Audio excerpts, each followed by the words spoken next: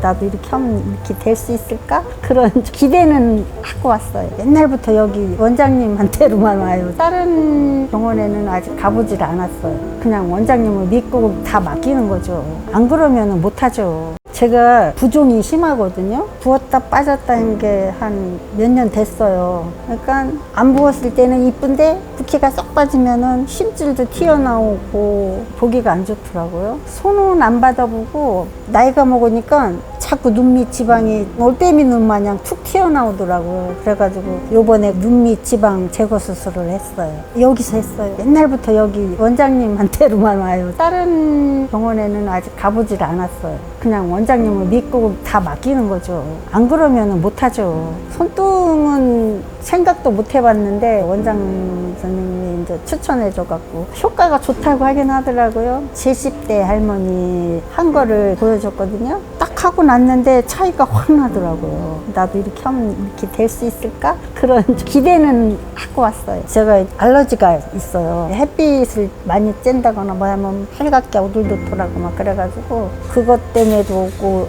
레이저 그것도 해보고 근데 효과가 좋아요.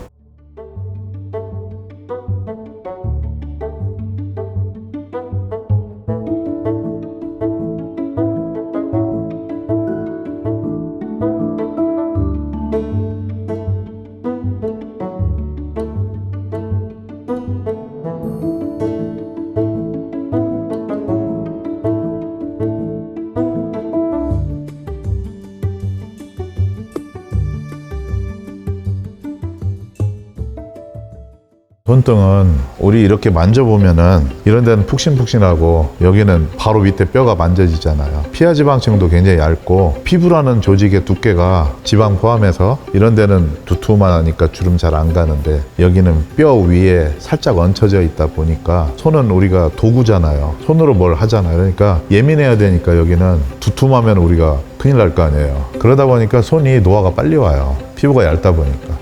이제 여러 이유가 있는데요. 갱년기가 지나면서 피부 밑에 있는 지방 조직이 위축이 일어나요. 나이를 먹게 되면은 1년에 1mm씩 피부가 늘어나요. 그러면은 예를 들어서 20세 때부터 노화가 시작된다면은 어떤 사람이 60세가 됐다. 그러면 그러니까 4cm가 늘어나잖아요. 최대. 늘어진 피부가 어떻게 되겠어요? 탄력도 잃고 보기 안 좋을 거 아닙니까? 피부 밑에 있는 지방 조직은 자꾸 빠져나가고 그리고 위에 있는 피부 조직은 탄력을 잃게 되고 늘어지니까 재생 속도도 젊은 애들은 빨리 재생되는데 나이 드신 분들은 재생 속도도 느리고 그러니까 피부가 이제 쭈글쭈글 하는 거죠. 특히 손등이 심하죠. 일단 빵빵하게 뭘 집어 넣는다면은 물론 어느 정도 해결은 될 거예요. 그러나 우리가 육안으로 보는 거는 피부 속구조가 아니고 겉조직이잖아요. 그러면 심한 경우에 뭐 예를 들어서 보거 있죠. 걔가 빵빵하게 바람을 집어 넣잖아요. 근데 그게 자기 본 모습은 아니잖아요. 그러면 무작정 여기다 뭘 집어넣어서 두툼하게 빵빵해졌다? 부자연스럽죠. 무슨 얘기냐면 겉에 피부 자체가 늘어진 게 해결이 돼야지 얘는 이미 늘어진 데다가 뭘 잔뜩 집어 넣으면은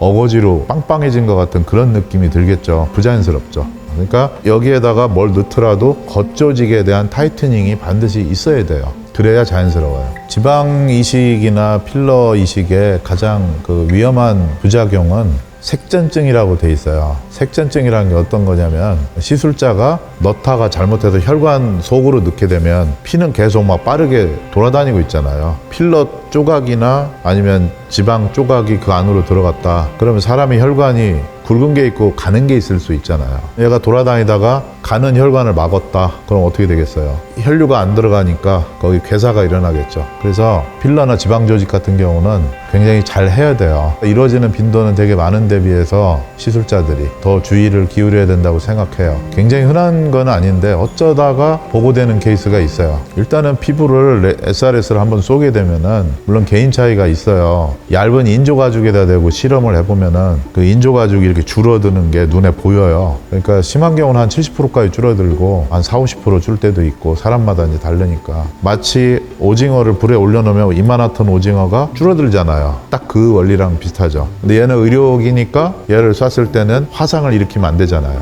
그러니까 화상을 일으키지 않으면서 피부를 어떻게 하면 가장 많이 줄이느냐, 이게 좋은 장비의 하나의 조건이죠. 모던 레이저는 과다하게 사용하면 화상을 일으킬 수 있고, 그 다음에 눈 밑 같은 데 경우는 착색이 올 가능성이 약간은 있죠. 그러나 요즘에는 뭐 피코라든가 레이저 토닝하는 장비들이 워낙 좋은 게 많아서 약간의 착색이 오는 거는 잘 해결이 돼요. 특별한 문제는 없는 것 같아요. 비교적 안전하다고 봅니다. 제가 지금 개원이 생활한 지 근 30년 정도 되는데 수도 없이 수술을 많이 했는데도 불구하고 글러브가 막 땀에 젖어서 나오니까 사람들이 물어보죠. 30년씩 했으면 긴장을 왜 합니까? 긴장하죠. 왜냐하면 의사는 한 사람이지만 환자는 똑같은 사람이 아니잖아요. 매번 그 사람은 중요하잖아요. 환자 자신은 엄청 중요하잖아요. 그러니까 의사 입장에서는 굉장히 긴장해서 일을 할 수밖에 없죠. 절대 잘못되면 안 되니까. 많이 내가 해봤다고 해서 긴장이 풀어지거나 그러진 않은 것 같아요. 보통은 20대 때는 손등에 주름이 없을 뿐더러 피하 지방도 탱탱하고 설령 뭐가 문제가 생겨도 재생도 빨리 되고 별 문제가 없죠. 우리 고객들 보니까 30대 후반부터 약간 이제 내리막을 타는 것 같아요. 40대가 되면은 이제 주름들도 보이고 피부도 이완돼 있고 갱년기 정도 되면 이제 지방층이 많이 위축되거든요. 급격히 노화가 시작되죠. 그래서 40대 중후반부터 병원을 좀 친하게 지내야 될 것 같아요.